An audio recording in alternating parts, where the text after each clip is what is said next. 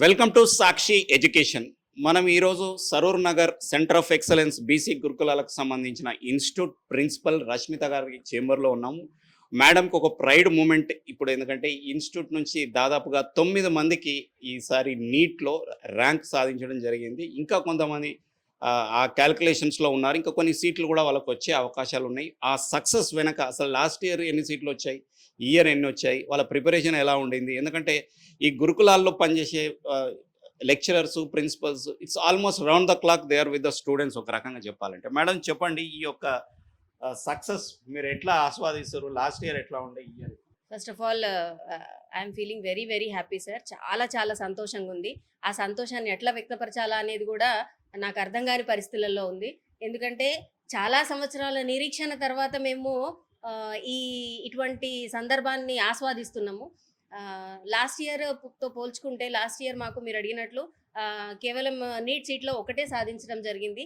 But ఇప్పుడు ఈ సందర్భంలో అది మేము గర్వంగా చెప్పుకోదలుచుకున్న విషయం ఏంటంటే, ఏకంగా అంటే మేము ఇంటర్మీడియట్ చదువుతూనే ఎట్ ఎ టైం వాళ్ళు 9 ఎంబీబీఎస్ సీట్లు సాధించడం అనేది చాలా చాలా గర్వకారణంగా అనిపిస్తుంది. ఎందుకంటే ఇది రాత్రికి రాత్రే సాధించిన విజయం కాదు. దీని వెనకాల నిరంతర శ్రమ, పిల్లల శ్రమ ఉంది, పేరెంట్స్ యొక్క నిరీక్షణ ఉంది, దాంతోపాటు మా స్టాఫ్ యొక్క కమిట్మెంట్ ఉంది. అంతకంటే గొప్పది మా సెక్రటరీ సార్ వాళ్ళ ఒక గొప్ప ఆశయం ఉంది. ఇవన్నిటికి తోడ్పాటు ఒకదానితో ఒకటి అలైన్ అవుతూ మాకు ధైర్యాన్ని ఇచ్చి మమ్మల్ని ముందుకు నడిపించే రకంగా జరిగినాయి. అందుకే చెప్తున్నా, this is not the over night success. ఈ సక్సెస్ వెనకాల అందరి కృషి ఉంది. ఇది అంటూ ఒక టీమ్ ఎఫర్ట్ లాగానే చెప్పబడుతుంది సార్. మేడం అంటే ఇప్పుడు లాస్ట్ ఇయర్ ఒక సీటే, ఈసారి ఆల్మోస్ట్ 9 సీట్స్, ఇంకా ఎక్కువ వేరే ఫ్యాకల్టీస్లో లైక్ ఆయుర్వేదిక్ లేదా ఇంకే కోర్స్ వచ్చే అవకాశాలు ఉన్నాయా? Definitely sir. మా కాలేజ్లో ఈసారి 72 మెంబర్స్ నీట్ అప్లై చేసుకోవడం జరిగింది. 72 మెంబర్స్ నీట్ అప్లై చేసుకుంటే అందులో 67 మెంబర్స్ క్వాలిఫై అయ్యారు. ఇది నిజంగా చెప్పాలంటే, అంటే మనకి గవర్నమెంట్ కాబట్టి మేము ఎక్కువ పబ్లిసిటీ చేసుకోవడం అంటూ ఉండదు. బట్ ఒక రకంగా చూసుకుంటే ఇది ఎంత పెద్ద సక్సెస్ అనేది మాటల్లో చెప్పే రకంగా ఉండదు. Out of 67 members 9 members MBBS వస్తే 11 మెంబర్స్ బీడీఎస్ వస్తుంది. అంటే ఒక దంతవైద్యుడి దగ్గరకు వెళ్తేనే మనకు ఆ డెంటిస్ట్ యొక్క విలువ తెలిసేది. ఇప్పుడు మనకి 11 మెంబర్స్కి బీడీఎస్ వచ్చింది. అండ్ దాంతోపాటు ayurvedic and homeo BAMS BHMS courses అంటూ ఉంటాయి. వీటిల్లో కూడా 12 సీట్స్ రావడం జరిగింది. దాంతోపాటు మిగతా అగ్రికల్చర్, హార్టికల్చర్, వెటర్నరీ డాక్టర్స్గా కూడా చాలామంది విద్యార్థులు. ఒక రకంగా చెప్పాలంటే this is the trend setting batch అని చెప్పుకోవాలి. వాళ్ళ జీవితంలో అత్యంత సక్సెస్ని సాధించారు. వాళ్ళు నీట్ సాధించడం అనేది కాదు నేను చెప్పేది. దీని వెనకాల ఇంకో గొప్ప విషయం ఏముంది అనంటే, ఈ పిల్లలు ఇది నీట్ కాదండి, జరిగింది రీనీట్ ఎగ్జామ్. రీనీట్ జరిగింది అనంటే చాలామంది విద్యార్థులు ఈ స్థాయిలో కొలాప్స్ అయిపోయి ఈ స్ట్రెస్ మా వల్ల కాదు అని కోల్పోయిన పిల్లలు చాలామంది ఉన్నారు. అట్లాంటి సందర్భంలో కూడా గణనీయంగా ఈ సక్సెస్ని పెంచి వాళ్ళు రీనీట్ ఎగ్జామ్ క్వాలిఫై కాలేదు, ఓ రకంగా వాళ్ళు జీవితాన్ని క్వాలిఫై అయ్యారు. మనోస్థైర్యాన్ని పెంచుకొని అందరూ మనోబలం నశించి ఎక్కడెక్కడ కోల్పోయి సూసైడ్ అటెంప్ట్లు చేసుకునే స్థాయిలో ఉంటే, మా పిల్లలు మాత్రము మేము చెప్పిన ప్రతి మాటకి విలువిచ్చి వాళ్ళ తల్లిదండ్రుల కష్టానికి ఒక గౌరవం ఇచ్చి, సెక్రటరీ సార్కి వాళ్ళ ఆశయాన్ని, మా పైన ఇన్ని ఆశలు పెట్టుకున్న మా విద్యా సంస్థలు ఉన్నారు, మా పేరెంట్స్ ఉన్నారు అని అనుకొని వాళ్ళు ఒక నీట్ సాధించడమో ఒక ఏటీ సాధించడమో కాదు, ఏదైనా సాధించగల శక్తి సామర్థ్యాలని ఈ కాలేజ్ నుండి పొందినరండి. అది మాకు చాలా చాలా గర్వకారణంగా ఉంది. ఇంతమంది విద్యార్థులు ఒకటే ప్లాట్ఫామ్ నుండి, ఒకటే కాలేజ్ నుండి సక్సెస్ అవ్వడం అని అంటే అది నిజంగా గొప్ప విషయం. ఆ రిజల్ట్ సక్సెస్ని మేము ఇప్పుడు టేస్ట్ చేస్తూనే ఉన్నాం ఇంకా. సో మేడం అంటే ఇక్కడ నుంచి ఎట్లా ప్లాన్ చేస్తారు? అంటే మీకు కొంచెం ఐడియా వచ్చి ఉంటుంది. ఒక 1 నుంచి ఒక 1 ఎంబీబీఎస్ సీట్ నుంచి 9 ఎంబీబీఎస్ సీట్స్, ఇంకా వేరే సీట్స్ కూడా ఎక్కువనే వచ్చినాయి. మీ యొక్క చేంజ్ ఆఫ్ ప్యాటర్న్ ఏమైనా మారిందా టీచింగ్ లేదా టీచర్స్లో? మీరు ముందుకి ఇంకా దాన్ని పెంచాలనే మా ఆశ, సీట్లు ఇంకెక్కువ సాధించాలని ఎట్లా చేస్తారు సార్? ఇది నేను ఇంతకుముందు చెప్పినట్టే ఓవర్ నైట్ వచ్చిన డెసిషన్ కాదు. ఇది దీని వెనకాల పూర్తి కృషి మా సెక్రటరీ సార్ది.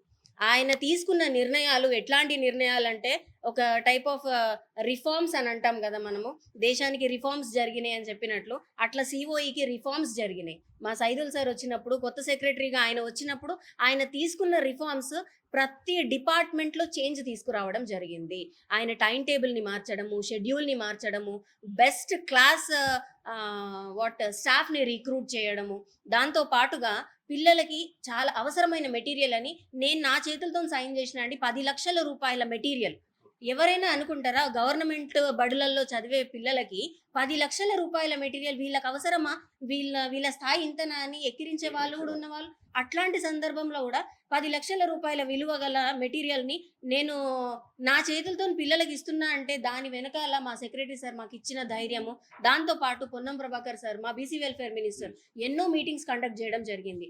మినిస్టర్ సార్ మాకు ఇచ్చిన ఆయన ఆలోచన విధానం క్లియర్ కట్గా మాకు ఏం చెప్తుంది అని అంటే, మీరు మీ పని చేయండి, ఖచ్చితంగా ఫలితాలు వస్తాయి, వచ్చి తీరుతాయి. ఆ ధైర్యాన్ని మా వెంబటుండి మమ్మల్ని నడిపించిన వాళ్ళిద్దరు. వాళ్ళు గనక ఆ ధైర్యం ఇవ్వలేకపోయి ఉంటే మేము ఈ సందర్భంలో ఇట్లాంటి రిజల్ట్స్ తేవడం అనేది అసాధ్యమై ఉండేది. దాంతోపాటు ఇప్పుడు వీళ్ళు ధైర్యం ఇస్తున్నారు, మౌలిక సదుపాయాలు ఇస్తున్నారు. దానికి తగ్గట్టుగా మా పిల్లల కృషి, మా స్టాఫ్ యొక్క డెడికేషన్ అండ్ కమిట్మెంట్ అనేది చాలా ఉందండి ఈ విషయంలో. అంటే నెక్స్ట్ ఇయర్ కూడా ఇంకా ఎక్కువ సీట్లు మేము ఖచ్చితంగా తీసుకొచ్చే అవకాశంలో అంటే ఇప్పుడు మా పైన ఎక్స్పెక్టేషన్స్ పెరిగినాయనే మేము చెప్పుకోవాలి. ఎందుకంటే ఇప్పటి వరకు ఒక లెక్క, ఇక ముందు ఇంకో లెక్క అన్నట్టే ఉంటది. ఆ రకంగానే మేము ప్రయత్నిస్తుంటాం. డెఫినెట్లీ సార్, అట్లే ప్రయత్నిద్దామని అనుకుంటున్నాము. అండ్ ఇక్కడికి వచ్చిన తర్వాత ఒక విషయం చెప్పాల్సింది ఏంటంటే మా గురుకుల ఎంప్లాయీస్ గురించి అండి, దాంతోపాటు ప్రిన్సిపల్స్ గురించి ఎంత కష్టపడుతున్నారు అనంటే, ఇక్కడికి వచ్చి పిల్లలు డే 1 రోజు వాళ్ళ మొహంలో చిరునవ్వు చూస్తుంటాం. చిరునవ్వులో కన్ఫ్యూజన్ ఉంటుంది, బట్ వెళ్ళిపోయే రోజు ఆ చిరునవ్వులో ఒక క్లారిటీ ఉంటుంది. The journey of confusion to clarity is the గురుకుల ఎంప్లాయీ సార్. ఆ కన్ఫ్యూజన్ని దాన్ని ఇప్పుడు ఆ పిల్లల్ని వస్తారు, మా పిల్లలు, మేము విద్యార్థులు అనము, స్టూడెంట్స్ అనము, మేము మా పిల్లలు ఇక్కడికి వచ్చిండ్రు, పిల్లలు భోజనం చేసిండ్రా, పిల్లలు చదువుతున్నారా, పిల్లలు అని అంటున్నామంటే మేము సైకలాజికల్గా కూడా we will feel as a mother. మేము మదర్స్గానే ఆలోచిస్తాము. వాళ్ళ తోడ్పాటుకి అదే వాళ్ళు ఎక్కడైనా ఇబ్బంది పడుతున్నారు, సైకలాజికల్గా ఇబ్బంది పడుతున్నారు. ఎందుకంటే కొంతమంది ఈ ఏజ్లో, టీనేజ్లో చాలా చాలా ఆలోచనలు వస్తూ ఉంటాయి, డీవియేటింగ్ ఫ్యాక్టర్స్ వస్తూ ఉంటాయి. అట్లాంటప్పుడు అట్లా కాదు నాన్న, నువ్వు ఆలోచించాల్సిన పద్ధతి అది కాదు, ఈ రకంగా నీ ఆలోచన ధోరణి ఉండాలి అని వాళ్ళని ప్రతి క్షణం దిశానిర్దేశం చేస్తూ వాళ్ళకు ఒక మార్గదర్శకం ఇస్తూ ఏంటంటే ఈ తల్లిదండ్రుల దగ్గర ఉండరు. ఏదైనా కష్టం వస్తే తల్లిదండ్రులుగా వాళ్ళకి చెప్పుకుంటారు. బట్ ఇక్కడ పరిస్థితి లేనప్పుడు మేమే దగ్గర తీసుకుంటాం.